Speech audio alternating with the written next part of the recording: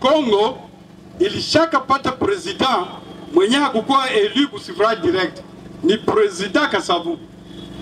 Kasavubu hakupitaka Uvira kufanya kampani. Sasa vile mliona president Tshisekedi avant-hier au Kabila zamani. Lumumba ndio alikuwa majoritaire na Lumumba akafanya Kasavubu kuwa president wa republique. Donc bien batu wanapatana muunini kama iko kwa intérêt ya population na ndio wanaweza kufanya. Nitapana sasa mifano na baba ataiona butro dani butoto utaiona humu. Nitapana sasa mifano 3-4. Mfano ya kwanza naanzia kwa mama. Wamama oye. Hii constitution minapatia butoto. Article yake 14 inasema kama kuwe parite kati ya wamama na wanaume na wababa. Parite ni kusema 50%, 50%. Est-ce que mlishaona inafanyika Mkongo? Est-ce que ilishafanyika Mkongo? Na vile haiyafanyikaka, hii constitution est datée du 18 février 2006. Kuna 19 ans, donc tunadanganya wamama. Est-ce que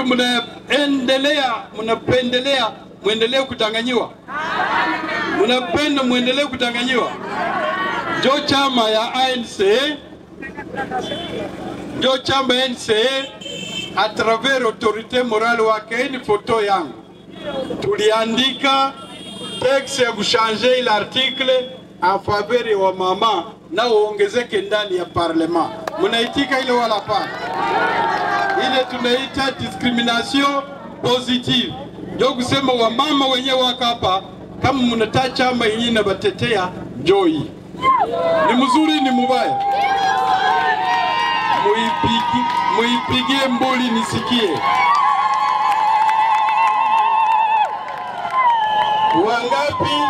Wangapi wanapenda tubakie ile article yenyewe haiko aplike? Wangapi wenyewe wanapenda tufanye article iko en faveur ya wanawake? Basi tuipigie mikono. Article 10. Article 10 ya ile constitution inasema nationalité congolaise ni moya na iko exclusive. Na ile inapose probleme hapa kwetu ku este. Juu magumu zenye tuko nazo za vita. Magression za inchi za Rwanda. Inchi ya Rwanda na Uganda. Na kwa leo realite yenye iko mu 2006 tulikutana kama kuna wadepute wenyewe walikuwa na double nationalité, ni malumalu. Tukabeba ile problème kwa assemblée 2007. Assemblée nationale ikabote moratoire ya kubapatia 3 mois ili wa choisir entre kwa bakongomani aba na bakeba belge au bengine. Ile 3 mois nayo ilishapita. Mpaka leo mumba institution za Congo munabatu wewe iko na zile double nationalité. Sisi tunataka ile discussion ifanyike. Tu hawezi kuwa sawa popo. Moi les autres parlent seulement dans des meetings. Moi, quand je parlais là, vous avez transformé ça plutôt à un auditoire. Parce que c'était étiqueter chaque point et savoir les développer. Et c'est ça ce que j'ai appelé de la contradiction des idées jaillit plutôt la lumière. Parce que si nous y allons seulement avec les idées de l'ANC, ça n'ira pas. Le président, s'il a parlé des réformes constitutionnelles, moi, comme l'un des initiateurs, l'un des témoins, l'un des parents de cette constitution, l'un des parents de la loi portant identification des électeurs et enrôlement, l'un des parents de la loi sur les partis politiques, l'un des parents de la loi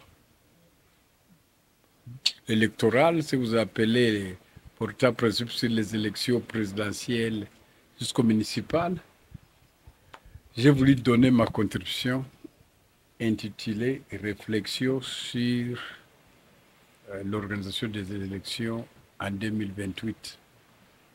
Et demain, l'avenir se prépare aujourd'hui. Oui, mais messieurs les sénateurs, vous avez parlé de l'article 14 qui donne l'égalité entre l'homme et la femme. Toi, tu ne la connais pas. Vous avez dit que cet article souffre d'application juste maintenant. Selon votre réflexion, fallait-il l'exprimer ou soit il y a des innovations que vous comptez proposer? La grande innovation, c'est ce qu'on fait en Grande-Bretagne.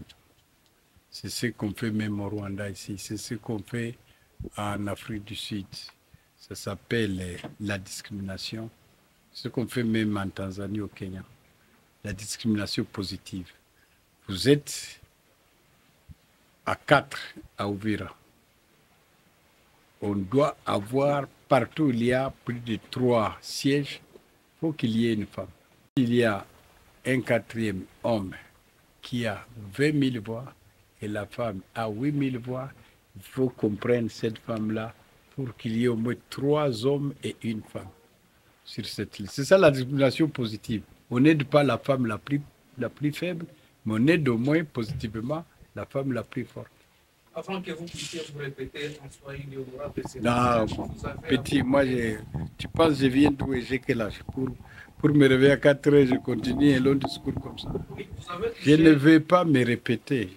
Les questions liées à la modification de la Constitution dont les membres... Elle a déjà été révisée en 2011 et nous étions à 2 tours. Que répondez-vous à ceux qui pensent que vous voulez vous maintenir au pouvoir, vous les l'union sacrée? Quand il y avait donc 2e tour entre Bemba et Kabila, il y a eu révision de cette constitution. Si c'est toi qui penses, moi je pense comme expert, je ne pense pas comme un illettré électoral. Donc vous soutenez ce changement de la constitution? Je soutiens ce que j'ai écrit. Et dans ce que j'ai écrit, j'ai dit que la constitution est révisable. Parce qu'elle-même l'écrit à son article 218 et l'article 5. Et comme tu as ça, il faut bien lire ça. Il ne faut pas avoir un document après, tu deviens seulement comme journaliste de poser les questions. Il faut aller apprendre ça. Moi, comme je ne suis pas allé à l'IFASIC et toi, tu n'as jamais organisé, crois-moi, et moi, je dois te croire dans ta fonction. N'est-ce pas? Hein? Investisseurs à Uvira, après les inondations qui ont causé des catastrophes dans la ville, une grande infrastructure sous votre investissement a été emportée. Vous avez d'autres projets peut-être pour le développement de cette ville? Je croyais que tu vas me présenter tes compassions.